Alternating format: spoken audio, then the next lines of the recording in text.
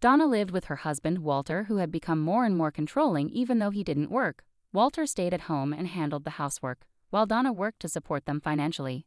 Their arrangement was supposed to provide stability, but Walter's controlling behavior made Donna feel like her efforts didn't matter. One day, Walter, with a smug look on his face, announced that he was going to let his parents move into their house and suggested that Donna could live with her in-laws without even asking her opinion. Donna was shocked and speechless at his audacity, especially since she owned the house. This moment was a breaking point for her. She had tolerated Walter's overbearing attitude for too long. Walter often gave orders as if he had the right to do so. Once he even demanded that Donna get him ice cream late at night while he relaxed, even though she was exhausted from work. When Donna suggested he could get it himself, Walter laughed and hinted that upsetting him could lead to consequences. His behavior wasn't just frustrating, it was exhausting. Donna felt increasingly disrespected and unappreciated, and she began to question whether she could continue living with someone who acted superior just because he was the husband. She realized that if things didn't change, she couldn't go on like this. Walter needed to understand how his actions were affecting her, and Donna decided it was time for him to face the consequences of his behavior. At that moment, I realized that dealing with Walter on top of my already stressful job would push my stress levels to the limit. So I told him, "I'm really tired. I'm sorry, I'm going to rest in my room." Walter didn't like my response and blocked my way, challenging me, "Wait, what's with that attitude towards your husband? I could kick you out right now if I wanted to. Do you think it's okay to upset your spouse like that?" He looked furious. I couldn't believe how he could act so authoritative without contributing financially and how easily he could upset me, yet he couldn't handle even the slightest inconvenience himself. It was like dealing with a child's tantrum. "I'm sorry, but I'm exhausted. Please, just try to understand," I replied, forcing a smile, no longer wanting to argue. Walter sighed deeply and muttered, "You're such a disappointment as a wife." I didn't have the energy to argue, so I simply repeated, "I'm sorry," and retreated to my room. Day by day, Walter's overbearing behavior wore me down, but I was too exhausted to confront him. Then one day I caught a severe cold, which the doctor said was caused by stress. I was so sick that I couldn't move, so I took a day off from work and could only lie in bed. When I told Walter about my condition, he snapped, "A cold? That's just an excuse. Go to work. You're useless." His harsh words seemed to make my fever worse. He declared, "I won't be taking care of you. This is your mess, deal with it." So I was left alone in my room, moaning from the fever, with no one to help. I was too weak to prepare anything for myself and didn't want to face Walter again for fear of more verbal abuse. My temperature reached 100 degrees Fahrenheit, and the fever was so intense that my body was drenched in sweat. I couldn't even get up to change my soaked clothes. I lay there, thinking about how much easier things might be if I could just pass away. With these grim thoughts, I endured a painful night alone. Maybe it was the fever talking, but deep down, I knew something had to change. Throughout the night, as the sun disappeared and the stars took over the sky, a deep sense of loneliness and doubt overwhelmed me. I longed for Walter's support, not even to cure my fever, but just to bring me an ice pack, apply a cool compress, and ask if I was okay. Sadly, this was just a fantasy. Instead, the words I received from him were harsh and uncaring, cutting deep and stirring up new anxieties. I questioned why I was the only one suffering, wondering what I had done wrong and why things couldn't be smoother between us. Once these thoughts started, I couldn't hold back the tears. The pain was just too much. After 5 days of rest, my fever finally subsided enough for me to return to work. My colleagues and bosses expressed their concern, asking if I was truly okay to be back. Although I was still recovering, I felt I had to support our household financially and couldn't afford more time off. Their genuine concern touched me deeply, such a stark contrast to Walter's indifference, and it nearly brought me to tears again. At this point, a voice inside me screamed that I couldn't continue dealing with Walter's behavior. I was pushing myself too hard, ignoring the signs that this way of life was unsustainable. Deep down, I knew I couldn't keep going like this without eventually collapsing from the strain. By now, my feelings for Walter had significantly faded, yet I didn't have the energy to think about separation. Amid these overwhelming emotions, I dragged myself through my days, working hard, returning home exhausted, and catering to Walter's unpredictable demands. This had become my daily routine. Then one day, while I was trying to find a moment of peace in my room, Walter called out, wanting to discuss something serious. It had been a long time since we had a real conversation. Typically, Walter would make big decisions on his own. With a heavy heart, I sat down for the discussion, fearing what might come next. To my shock, Walter, with unexpected enthusiasm, announced, "I'm going to let my parents live in this house. You can't even cook, so you need to leave." The first word that slipped out of my mouth was, "What?" He continued, "You need to leave because you're going to live with my in-laws." I was stunned, unable to believe his selfish demands. The situation had reached a breaking point, and I realized something had to change. As Walter continued, he revealed his plans to change the ownership of our house, transferring it to his name and his parents'. He bluntly stated his intentions to divorce me and start a new life, declaring that his decision was final and that my opinion didn't matter. I felt utterly disregarded, my feelings trampled under decisions made without my consent. Walter, puffed up with his man-of-the-house ego, seemed only concerned with his own desires. My heart sank as I realized the impossibility of continuing life with him. Ignoring my growing detachment, Walter sneered, "You love me so much, don't you? I know this is shocking coming from a husband you love so dearly, but I'm sorry. I just want to take care of my family. Please understand." His words, meant to sound considerate, felt more like a scolding. I wanted to shout that he was wrong. Any affection I once felt for Walter had vanished, leaving only disbelief at his selfishness and regret for not ending things sooner. Why hadn't I left him earlier? If I had, maybe he wouldn't have had the chance to exploit and demean me so thoroughly. I even resented my past self for being too lenient with him. Seeing my visible distress, Walter misinterpreted my pain as lingering love, thinking I couldn't bear the thought of divorce. But he was mistaken. My feelings for him had long since faded into nothing more than disdain for a man who wrongly believed I still cared. Determined to set things straight, I said firmly, "Fine, then I'll leave." Walter gasped, "What?" He hadn't anticipated my readiness to accept the divorce and move on. He needed to understand that the old me who always bailed him out was gone for good. From now on, whatever happened to Walter, he would face it without me because our relationship was over. Seeing my resolve, Walter stood shocked and frozen. I seized the moment to head to my room and pack the essentials. I knew I couldn't take the larger items today and would need to arrange for movers later. As I began to pack, Walter hurried over, perhaps finally realizing the seriousness of the situation. His voice tinged with uncertainty, he asked, "Are you sure about this? If we divorce, we'll be strangers." I smiled softly and replied, "I've already fallen out of love with you.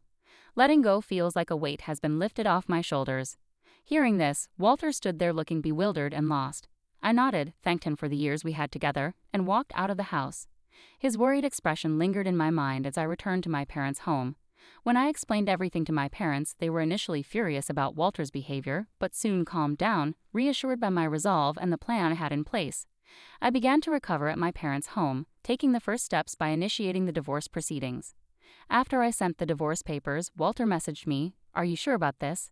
I don't know if it's really a good thing, but I don't have any feelings for you anymore. If we've gone this far, there's no turning back." His message ended with a request to speed up the divorce. "I feel so much better now that you're gone, so fill out the divorce papers quickly," I replied, but received no response. A few days later, I received the completed divorce papers from Walter, with his sections already filled out. I'd promptly completed my part and submitted it to the county office. Now, Walter and I were officially divorced. During the divorce, we divided our assets. Walter received the house, as he had insisted, so I transferred ownership to him and chose to move on. The house had never really felt like home to me, it was more of a burden. Instead, I sought alimony from Walter, which his parents initially covered since he wasn't working. However, he was now job hunting, likely planning to repay them once he secured employment. But, as often happens, reality doesn't always align with plans. A month after the divorce was finalized, I had moved out of my parents' home and into a new place, enjoying a more peaceful life. Then I received a call from Walter. Honestly, it was annoying. I could guess why he was calling, but ignoring him might lead to more complications, so knowing I'd have to address it sooner or later for the sake of my future, I answered the phone with a firm, "Hello, what do you want?" Completely fed up, I wanted him to get straight to the point. Reluctantly, I listened as he pleaded, "Please help me." His desperate tone made me chuckle. Walter was clearly in a tough spot, and while part of me felt distant, another part was mildly amused by the irony of his desperation. Walter's call caught me off guard. I hadn't expected things to have deteriorated so quickly. "Well, what's going on? You need to tell me the whole story." I replied, half amused by the situation, suspecting why Walter might be struggling but wanting him to lay it all out himself. With a hesitant voice, stumbling over his words, Walter began to explain. He had taken over the house after our divorce and managed it fine for a month. However, he now faced a rent payment he couldn't meet due to his unemployment. Desperate, he had asked my former in-laws, who were on a pension, for help, but the rent was much steeper than anyone anticipated, about $2,500, a sum they couldn't afford on their fixed income. My former in-laws were livid, accusing him of misleading them. "This isn't what we agreed to," they insisted, placing the blame squarely on Walter. Feeling lost and unsure, Walter called me, nearly in tears. I didn't realize the rent would be so high. The place is a mess now. What are you going to do about it? Frustrated and overwhelmed, Walter was now trying to pin the blame on me. Admittedly, I hadn't discussed the specifics of the rent before our separation, but it was Walter's folly to assume responsibility for the house without understanding the financial commitments involved. He had pushed me away, treating me like an outsider, and now he was facing the consequences of his decisions. Despite this, he seemed unable to accept responsibility and reached out to me for help. I couldn't help but sigh at his audacity. Ignoring the strain in his voice, Walter continued urgently, "Please, I need your help. We can't keep going like this. I need you." His desperation was palpable. The rent due date had likely already passed, which meant they might be behind on payments. The landlord of that house had a reputation for being temperamental and strict about rent deadlines. I remember being warned repeatedly when I was still living there, never be late with the rent. If they missed a payment, they would face serious repercussions. Walter, having met the landlord a few times, knew exactly how intimidating they could be. His call was a last-ditch effort driven by sheer desperation. When Walter called me, pleading for help, he said, "Please just cover the rent for 1 month. I don't have anyone else to turn to. You still care about me, right? If someone you care about is in trouble, you should help them out." His tone was still self-centered, as if he hadn't changed at all. I wanted to tell him straight that my feelings for him had long since faded, but instead, I held back and replied coldly, "I'm sorry, but I don't have any obligation to help you. You were the one who cut me off, and now you expect me to assist you when it's convenient for you. That's not fair." Walter tried to defend himself. "Please don't be so cold. I really can't handle this alone. Whether you still love me or not doesn't matter now. We were married once, right? Can't you help me out just this once?" "No, you were the one who left me. Even before that, my feelings for you had already cooled. It's been a long time since I stopped loving you," I responded firmly. Hearing Walter's dejected voice on the other end, he said, "I can't believe it," which struck a chord deep within me. For so long I had endured everything, even when Walter was selfish, took me for granted or mistreated me, especially when I was sick. I stayed by his side, hoping to salvage our marriage. I worked tirelessly for the life we had, but this was the outcome. Why hadn't I left sooner when my love for him faded? Why didn't I distance myself earlier? These regrets flooded in, mingling with the anger I felt toward him.